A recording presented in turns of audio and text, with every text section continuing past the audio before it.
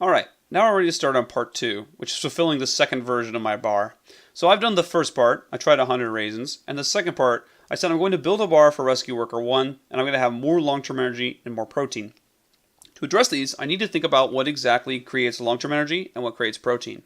We know from our lessons that long-term energy is created by having a lower glycemic index, and more protein comes from having a higher percentage of protein.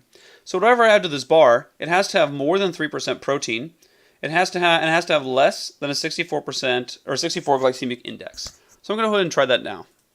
So I'm going to go to my recipe tester, go back to my bar, and take away 10 raisins to start. And the reason I'm taking away 10 is because I want to start with very small changes to see the overall change. That's why you're going to fill out as many as 16 of these forms. Remember, I've only done one so far, and I'm doing the second. Because you really want to make sure that you have enough steps in there that you can figure out what's going on and that you record every step of the way. So here's step 2. I'm going to take away these 10 raisins, and I'm going to add in something that has a lower glycemic index and a higher protein. There are lots of candidates here, but I want to try and choose the cheapest one so that I can keep the cost of my bar relatively low. So I'm going to go through each option one at a time to tell you what I'm thinking so that you know what it looks like when you're looking for the same thing. So pumpkin seeds are automatically a candidate because they have 68% protein. That's way more than the 3%. And their glycemic index is pretty low. On top of that, at $13.40, they're not too costly. They're more costly than a lot of the other things, but they're almost half as much as nutritional yeast, which is my ideal protein option. So this is a good thing to keep in mind, but I could probably do a little better.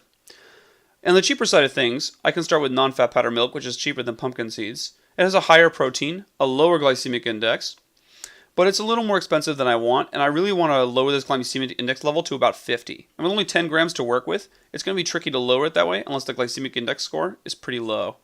I'm going to eliminate puff wheat and puff rice right away because their glycemic index values are very high. So I won't use pumpkin seeds for their cost. I won't use puff wheat or puff rice because their glycemic index values are too high. And I'm not going to use non-fat powder milk because I think there are better options. In particular, I'm looking mostly at the soybeans. The soybeans have a really high protein percentage, and they also have a really low glycemic index. Their major drawback, or the trade-off that I'm making, is that the taste score for my bar will probably go down by quite a bit. But if I can keep the cost low, and the taste score is still above 6, I think it should be fine. 5 is about an average taste score, so if I can make it taste better than average, cost less than $1, and still meet all the needs of the rescue workers adequately, I think that's a pretty good bar. So I'm going to ignore nutritional yeast and dark chocolate because they're too pricey, and prunes because they don't increase the protein percentage enough. They have the same amount of proteins as raisins. So let's go ahead and add 10 grams of soybeans and see what happens. So right away before I even move on, I can see that my protein percentage has gone up, my glycemic index value has gone down, and that's exactly the kind of thing I'm looking for.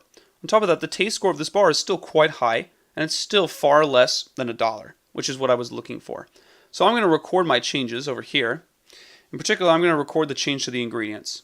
So my recipe that I've built has 80 grams of raisins, and then it has soybeans at, I'm sorry, I've said 80 grams of raisins. It has 90 grams of raisins, as I recall. Let me double check to make sure I'm doing that correctly. 90 grams of raisins. You should be sure to double check frequently also, because that way you can make sure that you don't make any mistakes on your data. Because if you have to go back through your versions, it gets trickier and trickier to find out exactly where you went wrong.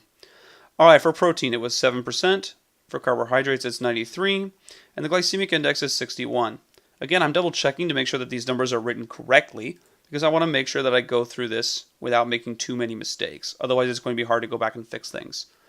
I have a taste score of 7.6, a cost of 78 cents, which I can write here while I'm here. 7.6, 78 cents. And then the people served are 12,820. 12,820. Alright, not too bad for a start. Let's go ahead and start testing it. So I'm going to go ahead and write down. Remember that we're looking at the same rescue workers before, the rescue worker 1.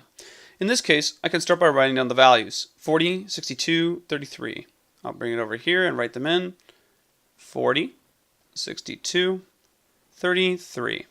And just like before, I'm going to test multiple rescue workers 1. To do that, I simply go back and then send it right back to the lab so I can see. 21, 66, 25.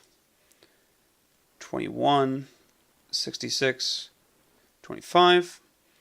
I'll continue to go back and forth 2 more times and record these values. And this is exactly the kind of thing you should be doing as well. 32, 67, 33. 32, 67, 33.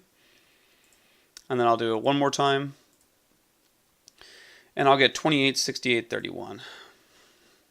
28, 68, 31. All right, so now that I have two complete charts, my analyze gets a little more complicated.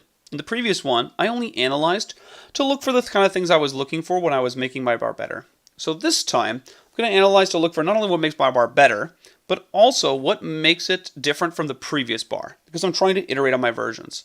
So let me do a quick test of the averages here. The averages here tell me that it's about, I'd say it's about 31 here, 31.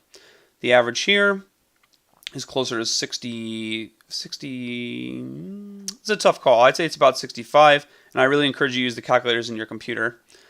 This one is probably closer to, this one's probably closer to 30. So as you can see, my averages haven't really improved. In other words, this change isn't that great. So I've given up cost and I've given up taste in order to make a bar that's almost the same, even though it's a little more protein and a little more carbohydrates with a lower glycemic index. What that means is I need to make more changes that are the same to see a bigger difference before these values will begin to move. So what I'm going to write here is do more of the same. And then I'm going to draw this arrow here to know that I'm going to do more of what I did in the previous version. Because right now, the changes I've made are too small. I need to make the same changes in bigger numbers to really see a difference. So go ahead and go on to the next video, and you'll get to see what it looks like when we move on to step 3 and step 4.